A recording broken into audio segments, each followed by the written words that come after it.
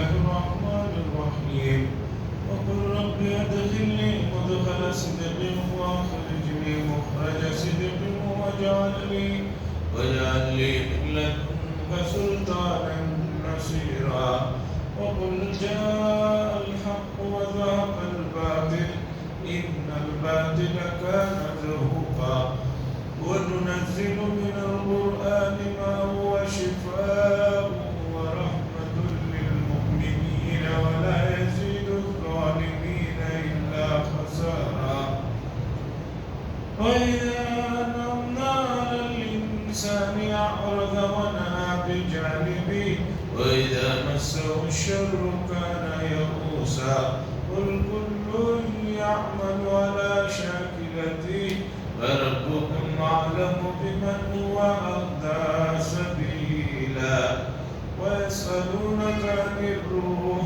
قل الروح من أمر ربي وما أوتيتم من العلم إلا قليلا. 2 ہفتے پہلے بات یہاں پر آ کر رکی تھی کہ اللہ نے فرمایا کہ قرآن مجید کی تلاوت فجر کے وقت میں کیجئے، اس لیے کہ وہ جمع ہونے کا وقت ہوتا ہے، مشہود وقت ہوتا ہے. دونوں فرشتے جن کی ڈیوٹیاں ہوتی ہیں وہ بدلنے سے پہلے اس میں شریک ہوتے ہیں، اور اسی سے فجر کی نماز میں لمبی قرات کا مسئلہ ہے. اور بات یہ ہے کہ اور لمبی قرات ہونی چاہیے، جتنی قرات ہو رہی ہے اور بھی لمبی قرات ہونی چاہیے. مسئلہ یہ ہے کہ اگر 1-8 منٹ بھی نماز زیادہ لمبی ہو گئی تو جو مصلی ہیں وہ امام صاحب سے یا تو سامنے بات کرتے ہیں یا پیچھے بات شروع کر دیتے ہیں، بھئی یہ امام صاحب بہت لمبی نمازیں پڑھا رہے ہیں.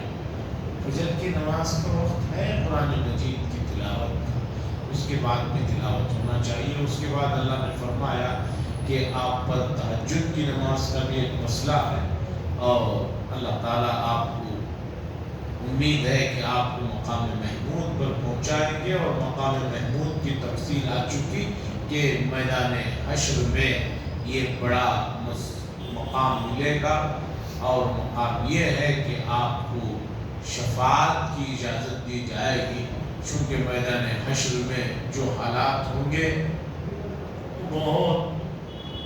بہت زیادہ میرے اور آپ کے تصور سے زیادہ غمگین حالات ہوں گے.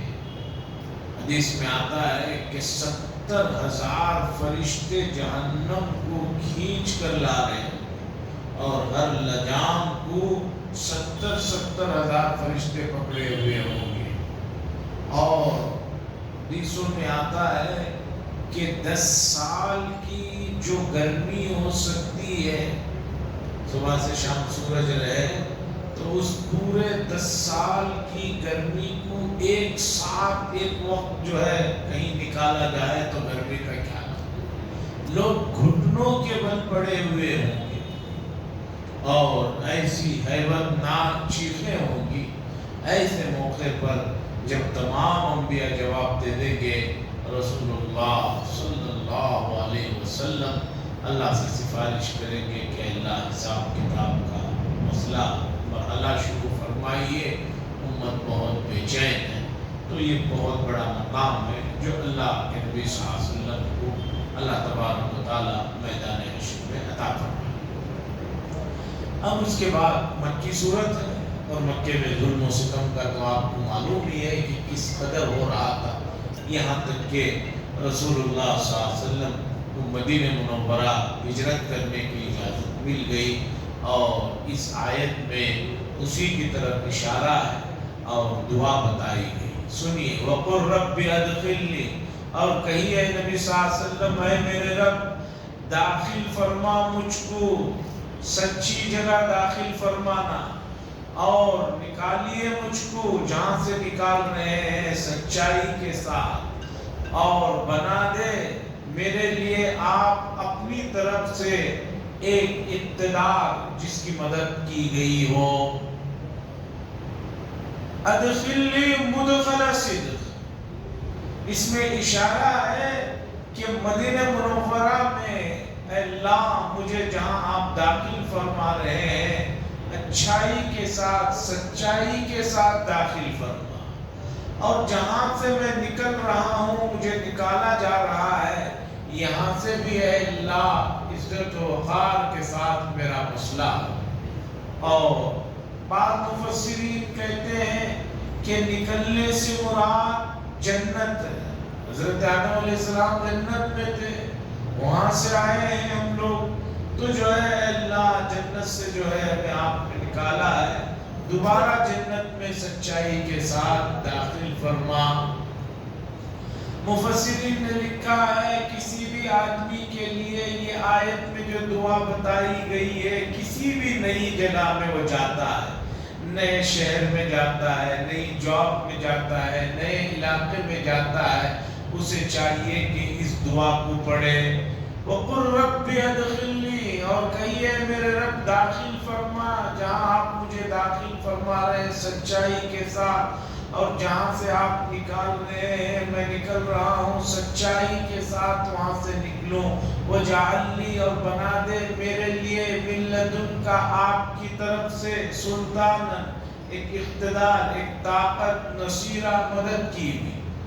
اور ایسے ہی ہوا مدینہ منورہ میں رسول اللہ صلی اللہ علیہ وسلم کو جس استقبال کے ساتھ لوگوں نے مرحبا کہا، تاریخ میں آتا ہے روزانہ مدینہ منورہ کے بچے بوڑھے سب آ کر ایک ایسی جگہ پر کھڑے ہو جاتے تھے جہاں سے مدینے میں داخل ہونے والے دور سے نظر آئے، اور اشعار کے ساتھ کہ ہمارے درمیان میں ایک بہت ہی محترم نبی آ رہے ہیں، اعزاز میں کھڑے ہوئے رہتے تھے۔ اور پھر اللہ تبارک و تعالیٰ نے بہت جلد پھر مکہ المکرمہ میں وہ اعزاز و اکرام کے ساتھ داخل فرمایا کہ الحمدللہ پھر مکہ اور دوسری تمام سلطنتیں آپ کے ماتحت آ گئی۔ قرآن کا اعجاز دیکھیے، آگے کی آیت کو سنیے، وَقُلْ جَاءَ الْحَقُّ، اور کہیے کہ آپ پہنچا ہے حق اور باطل مٹ گیا، اور بے شک باطل تو ہے ہی مٹنے والا۔ یہ آیت مکے میں اس زمانے میں نازل ہو رہی ہے جس زمانے میں مکہ المکرمہ میں مسلمانوں کا تو چھوڑیے خود رسول اللہ صلی اللہ علیہ وسلم کا رہنا مشکل ہو گیا ہے۔ طائف سے واپسی کے بعد رسول اللہ صلی اللہ علیہ وسلم مکہ المکرمہ میں ایک صاحب کے حوالے سے اندر آئے۔ اس آدمی نے جو اگرچہ ایمان نہیں لایا ہوا تھا، اس آدمی نے زبیر بن عدی ایسے نام ہے، اس آدمی نے کہا کہ میں نے بنا دیا ہے ان کو، اس لیے ان کو کوئی چھو نہیں سکتا۔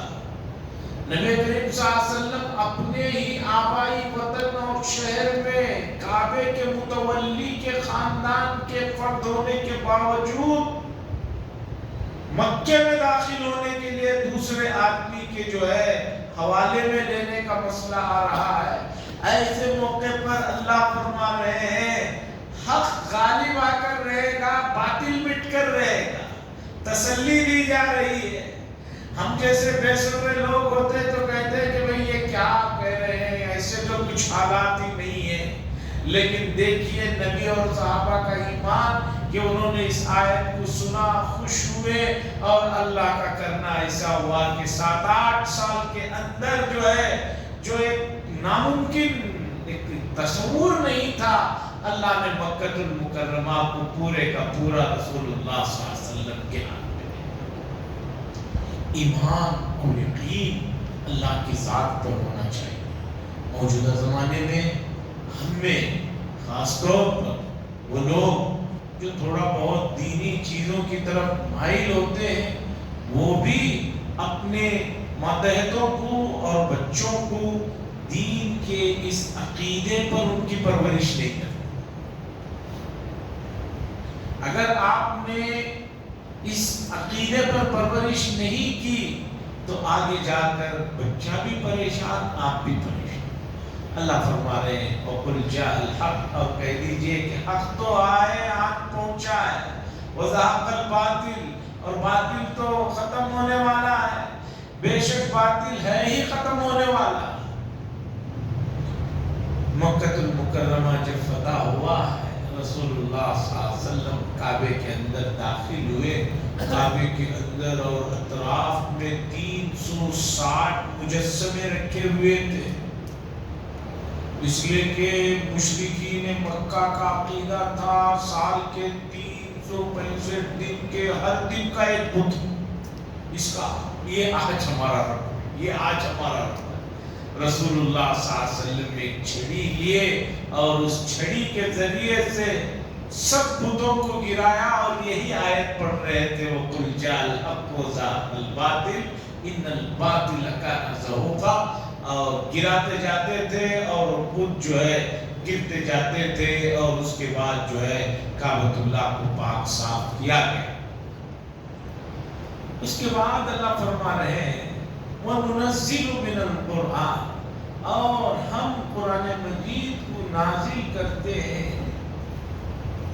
جس کے اندر شفا ہے اور جس کے اندر رحمت ہے مومنین کے لیے۔ قرآن کریم میں شفا ہے اور رحمت۔ شفا ہے ان تمام اخلاقی بیماریوں کی وجہ سے جو آدمی پریشان رہتا ہے، کفر بیماری ہے، حسد بیماری ہے، نفاق بیماری ہے، روح کی بیماریاں ہیں، روح کی بیماریوں کے لیے قرآن مجید شفا ہے اور رحمت ہے۔ جو لوگ قرآن مجید کو اس انداز سے پڑھتے ہیں، اس پر عمل کرتے ہیں، ان کی زندگیوں میں سکون رہتا ہے۔ ہمارے سامنے ایسے واقعات ہیں صحابہ کے زمانے کے بھی، بعد کے زمانے کے بھی اور اب تک کے زمانے کے بھی، کہ جو لوگ قرآن مجید کو اس نظریے کے ساتھ پڑھتے ہیں کہ اس پر عمل کرنا ہے، ان کے پاس وہ تمام سلطنتیں چھوٹ جاتی ہیں۔ گزرے زمانے میں ایک بادشاہ کا مشہور واقعہ ہے، ایک اللہ والے جنگل میں رہتے تھے جن کے چاہنے والوں کی تعداد بڑھ گئی، تو کسی نے بادشاہ سے کہا کہ ان کے چاہنے والوں کی تعداد بڑھ رہی ہے، ایسا نہ ہو کہ آپ کی حکومت کو خطرہ ہو۔ تو بادشاہ نے کہا کہ بھئی ان کو وہاں سے اکھاڑ پھینکو۔ جب ان اللہ والوں کو بات کا علم ہوا تو انہوں نے کہا کہ ہمیں تو سلطنت سے نہ لینا ہے نہ دینا ہے، اس کے باوجود اگر وہ ظلم کرنا ہی چاہتے ہیں، ستانا ہی چاہتے ہیں، تو بادشاہ سے کہہ دو کہ آج میں تہجد میں خصوصیت کے ساتھ اٹھ رہا ہوں اور 2 رکعت پڑھنے والا ہوں۔ یہ بات وزیر کو کہا، وزیر سے کہا جا کر کہہ دو بادشاہ سے۔ وزیر نے جا کر بادشاہ سے کہا فوراً رک جائیے، انہوں نے تو رات میں تہجد کے لیے وعدہ کر لیا ہے، اگر آپ نے کچھ کیا تو پھر آپ کو کل اس سلطنت میں کوئی یار و مددگار نہیں ملے۔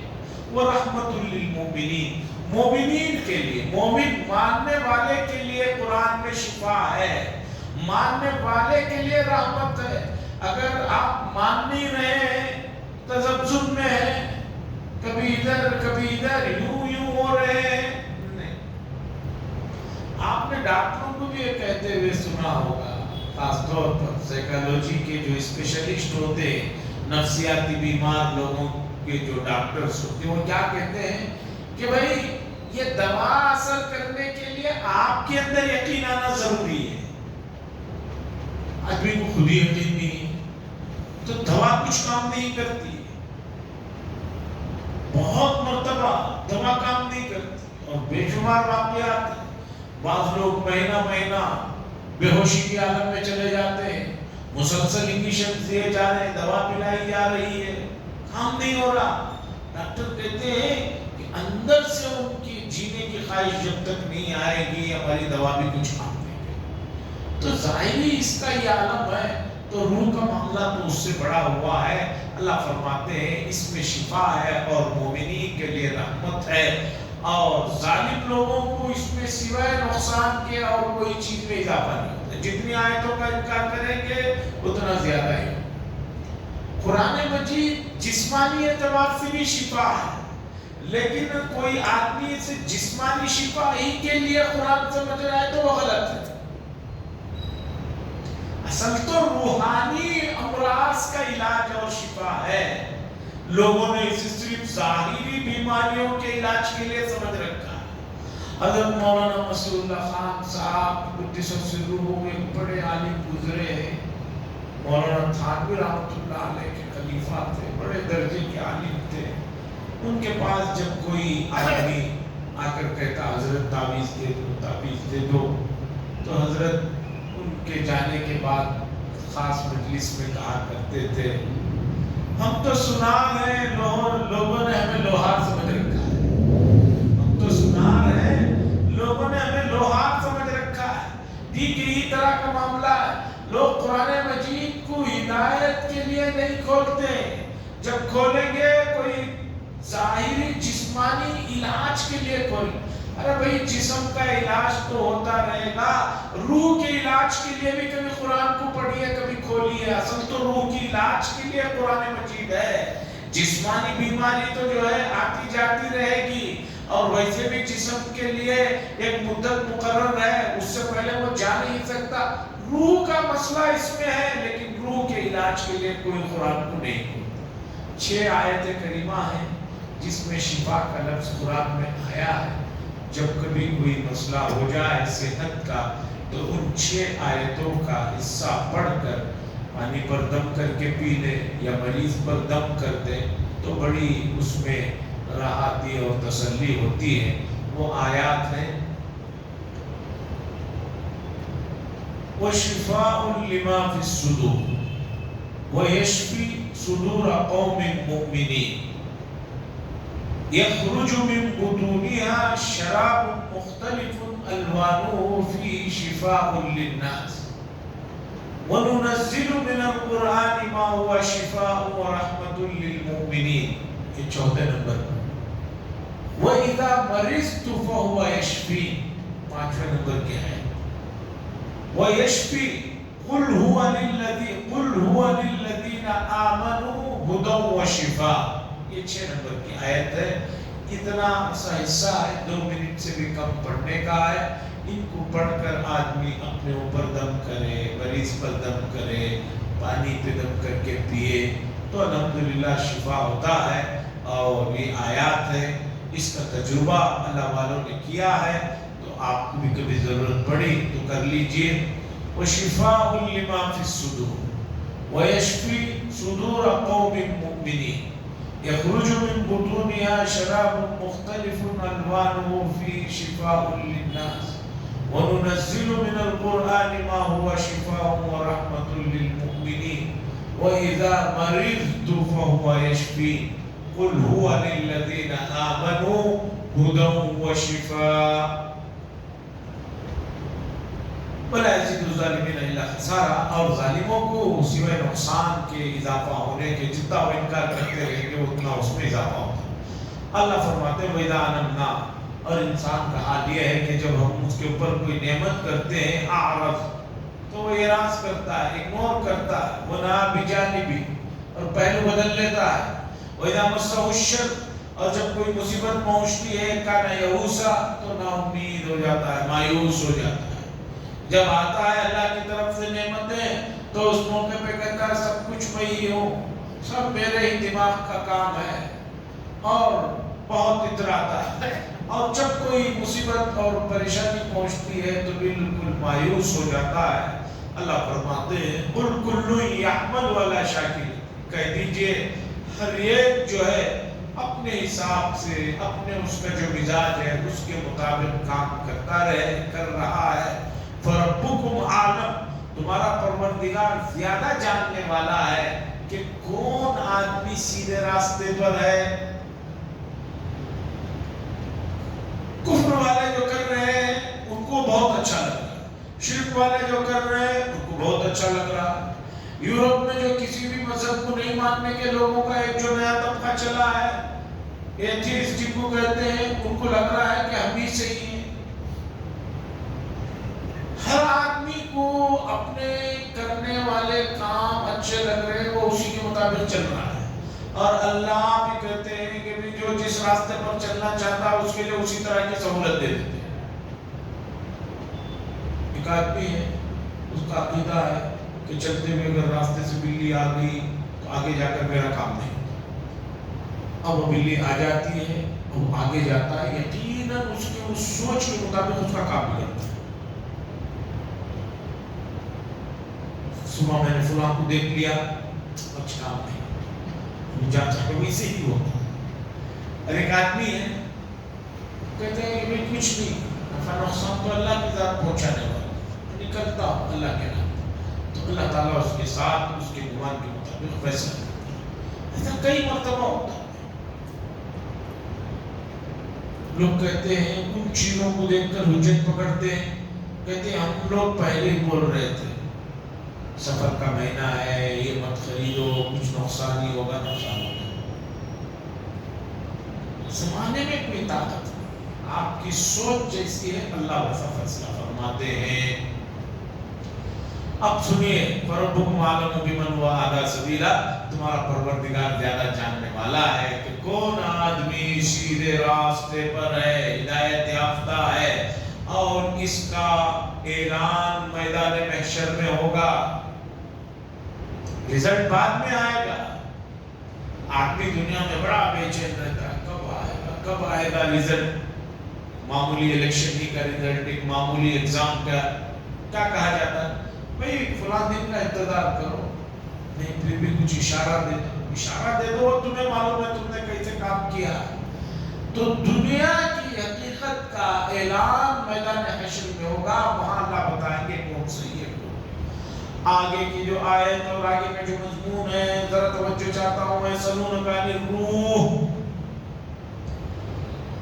مکے کے لوگوں نے جب دیکھا کہ رسول اللہ صلی اللہ علیہ وسلم کے چاہنے والوں کی تعداد بڑھتی ہی جا رہی ہے، اب رسول اللہ صلی اللہ علیہ وسلم کو نعوذ باللہ ڈی گریڈ کرنے کے لیے کیا کیا جائے؟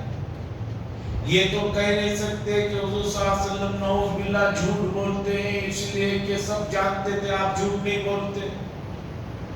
کیا کیا جائے، کیسے الزام لگایا جائے کہ جس سے لوگ ان سے متنفر ہوں، ان سے دور بھاگیں، ان کے لائے ہوئے تعلیمات سے بھٹکیں۔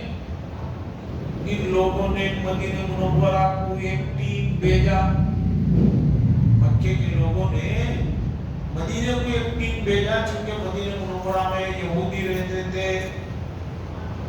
انہوں نے جا کر یہودیوں سے پوچھا کہ ایسا ایسی بات ہے، اب بتاؤ وہ صحیح ہے یا نہیں، ہمیں کیا کرنا چاہیے؟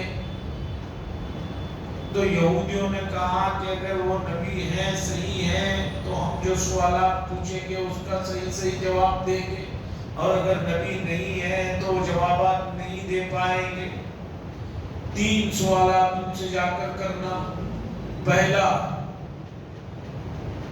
اصحاب کہف کا قصہ کیا ہے وہ پوچھنا، 7 نوجوان جو اپنی جان بچانے کے لیے کہیں چل پڑے تھے، ان کا قصہ کیا ہے۔ نمبر 2، اس بادشاہ کا قصہ سنانے کے لیے کہو جو مشرق اور مغرب میں جس نے سفر کیا تھا، شمال جنوب میں، ذوالقرنین کا واقعہ۔ تیسرا، روح کے بارے میں پوچھنا،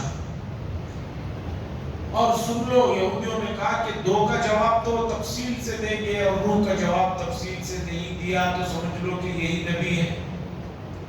وہ 2 سوالات کے جوابات آنے والی صورت میں آئیں گے، سورہ کہف میں آئیں گے، اور اس صورت میں وہ سوال آ رہا ہے جو روح سے متعلق ہے۔ اب سنیے، روح سے متعلق بات کو سمجھنا ہے، اور اتنی ہی سمجھ سکتے ہیں جتنی ہماری سمجھ میں آتی ہے۔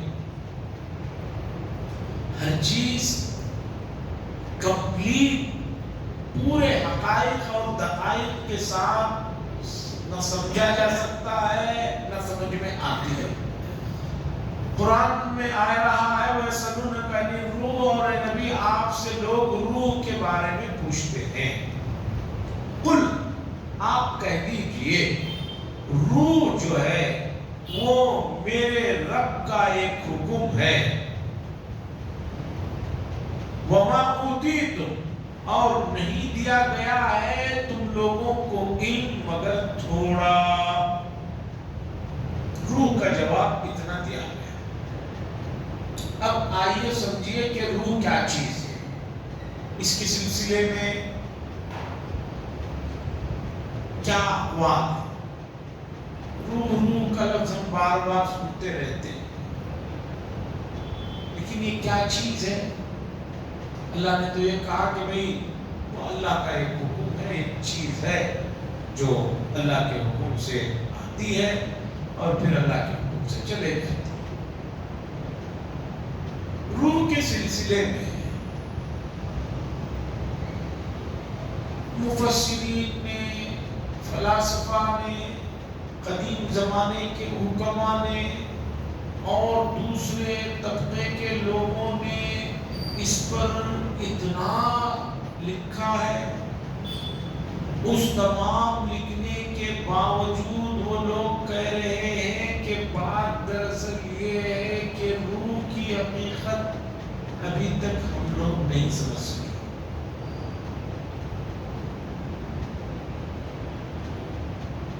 اتنا تو سب مانتے ہیں کہ جسم میں اس جسم کے علاوہ ایک کوئی چیز ہے جو اسے جسم کو ایکٹیو رکھتی ہے، اور وہ چیز نکلتے ہی آدمی کا جسم ایکٹیو جو رہتا ہے بالکل ختم ہو جاتا ہے. لیکن یہ چیز ہے کیا؟ اس کی صورت کیا ہے؟ کتنا وزن دار چیز ہے کہ اتنے پورے جسم کو جو ہے ایکٹیو میں رکھتی ہے. قدیم زمانے سے مراد ابھی قریب میں باہر ترقی یافتہ ملکوں میں جو آدمی انتقال ہونے کے قریب تھا، ایسے آدمیوں کو کانچ کے ایک بڑے باکس میں رکھ کر بالکل ایسے طریقے پر کہ وہاں سے کوئی بھی چیز نکلے تو پتا چلے، کوشش کی گئی تو پتا چلا کہ کیا چیز نکلی ہے وہ نہ نظر آئی کسی بھی دوربین سے، نہ سمجھ میں آئی. اور فوراً روح نکلنے کے بعد آدمی کے جسم کو تولا گیا، انتقال سے پہلے تولا گیا کہ وہ کیا اتنی قیمتی چیز ہے کہ نکلتے ہی آدمی بالکل ختم ہو جاتا ہے. تو تولا گیا تو روح کے ہوتے ہوئے اور روح کے نکلنے کے بعد جسم میں وزن میں جو کمی آئی ہے، بہت بہت مشکل گراموں سے بھی نیچے جو ملی گرام کوئی چیز ہوتی ہے اتنا کچھ ملی گرام سے اس کا نہیں کیا. سوال یہ ہے کہ اتنے کم ملی گرام کی چیز کتنا انسان کو ایکٹیو رکھتی ہے. اب سمجھیے روح کے سلسلے میں اللہ نے یہ کہا کہ دیکھو بھائی یہ جو چیز ہے روح، اتنا سمجھو کہ ہم نے جیسے بہت ساری چیزیں بنائی، آسمان بنایا، زمین بنایا، دوسرے درخت بنا، اسی طرح کی ایک چیز ہم نے یہ بنائی ہے. ہمیں کیا ہے تم نہیں سمجھ سکتے. کیوں؟ اس لیے کہ جو تمہیں علم دیا گیا ہے وہ بہت تھوڑا ہے. اور روح جسم کے ایک ایک حصے میں رہتی ہے.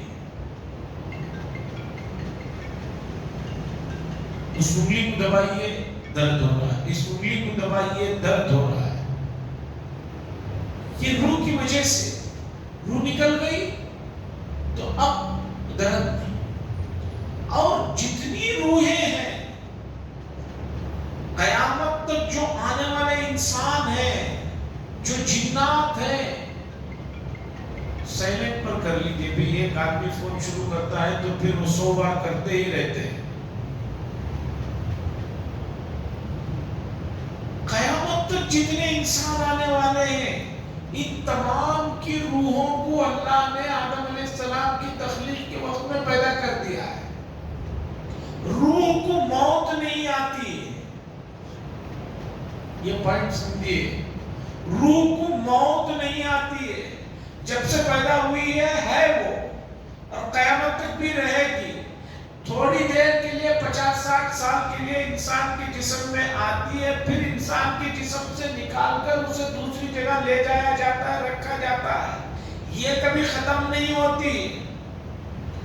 اور یہ جو غیر قوموں کا خود مسلمانوں میں سوچتے ہیں کہ فلاں کی روح اس میں آ گئی ہے، اس کی روح اس میں آ گئی ہے، یہ سب شیطانی خیالات ہیں، کسی کی روح کسی میں نہیں آتی۔ یہ ڈبل سم کا فون نہیں ہے کہ دو سم میں ڈال لیے آپ کہ بھئی فون پہ 2 سم ڈال لیے، ایسا یہ آدمی ہے، اس میں اس کی ایک روح ہے اور فلاں کی ایک روح آ گئی ہے، وہ آ کر بات کرتی، کسی کی روح نہیں آتی ہے۔ فرشتے روح کو بہت قیمتی طریقے پر لے جاتے ہیں اور لے جا کر اسے اچھا ہے تو اچھی جگہ، برا ہے تو بری جگہ، ایسے سخت اس کی پیکنگ ہوتی ہے کہ وہاں سے وہ کیا کوئی بھی وہاں سے نکل کر آ ہی نہیں سکتے۔ یہ دنیا نہیں ہے کہ قیمتی سے قیمتی خزانہ چوری ہو گیا۔ گزشتہ 8-10 دنوں میں آپ نے دیکھا ہوگا کہ فرانس کی ایک ایسی جگہ سے اتنے کم وقت میں اتنا سب کچھ چوری کر کے لے گئے ہیں کہ اب تک حکومت فرانس کی پریشان ہے۔ آپ کہیں گے کہ بھئی جب اس کی روح نہیں ہے، ہمارے دادا صاحب کی روح یہ بچے میں نہیں آئی ہے، تو لیکن یہ دادا صاحب کے زمانے کی باتیں کیوں کر رہا ہے؟ یہ جو باتیں کر رہا ہے یہ باتیں تو دادا صاحب کی تھی، اس زمانے میں تو یہ بچہ نہیں تھا، اسے کیسے معلوم ہوا؟ اس کا جواب یہ ہے کہ جنات جو ہیں، جنات جن کی عمریں 700 سال 800 سال ہوتی ہے، یہ جنات کیا کرتے ہیں، یہ اس بچے کے اندر داخل ہو کر جو ہے اس طرح کی باتیں کرواتے رہتے ہیں۔ آج کل ایک نئی چیز چلی ہے، جنات کو، روح کے اس طرح کی چیزوں کو امریکہ والے نہیں مانتے، یورپ والے نہیں مانتے، لیکن ایک چیز کو مانتے، ڈبل پرسنالٹی۔ امریکہ وغیرہ میں آپ نے دیکھا ہوگا کہ بہت سے کیسوں میں عدالت میں ایک آدمی چھوٹ جاتا ہے، کیوں بھائی؟ کہتے ہیں کہ اس کے اندر ایک اور پرسنالٹی آ گئی ہے، وہ آ کر یہ سب غلط کام کرا رہی ہے۔ ایسا کچھ نہیں ہے، جنات ہیں جو شرارت کر رہے ہیں، اور جنات کے لیے آپ دوسرا لفظ بول کر جو ہے وہ تسلی دے لے رہے ہیں، اس طرح کی کیمیکل اس کی اوپر کچھ ہو گیا جس کی وجہ سے ہے۔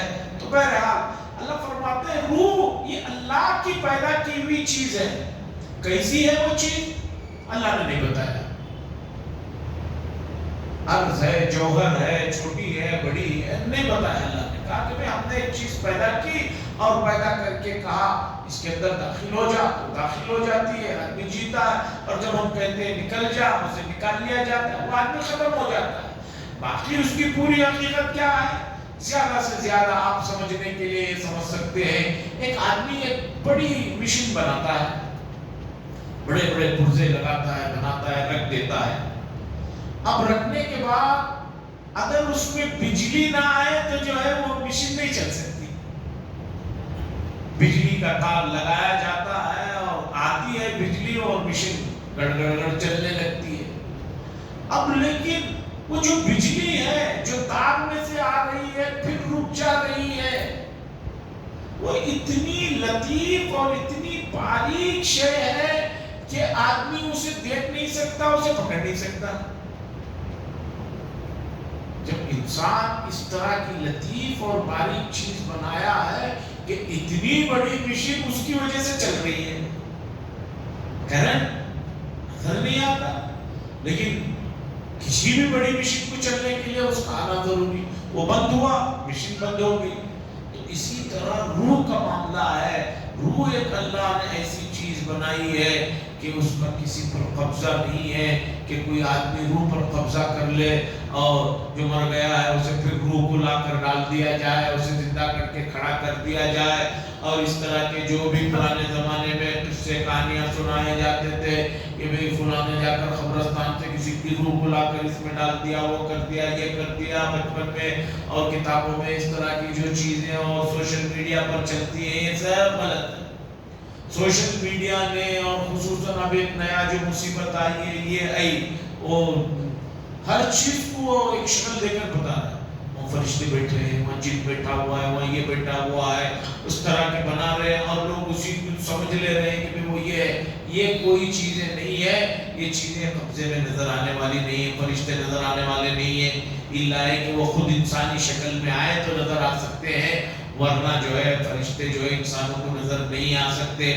وما اوتیتم من العلم الا قلیلا، اور جو بھی تمہیں علم دیا گیا وہ تھوڑا. اس سے یہ بات یقینی ہو گئی کہ آدمی اپنے علم پر نہ اترائے، اس لیے کہ اللہ نے انسان کو بہت تھوڑا علم دیا ہے، اور اتنا علم اللہ نے ہر انسان کو دیا ہے جس سے وہ اللہ کی ذات کو جانے اور پہچانے اور اس کی صفات کو سمجھے.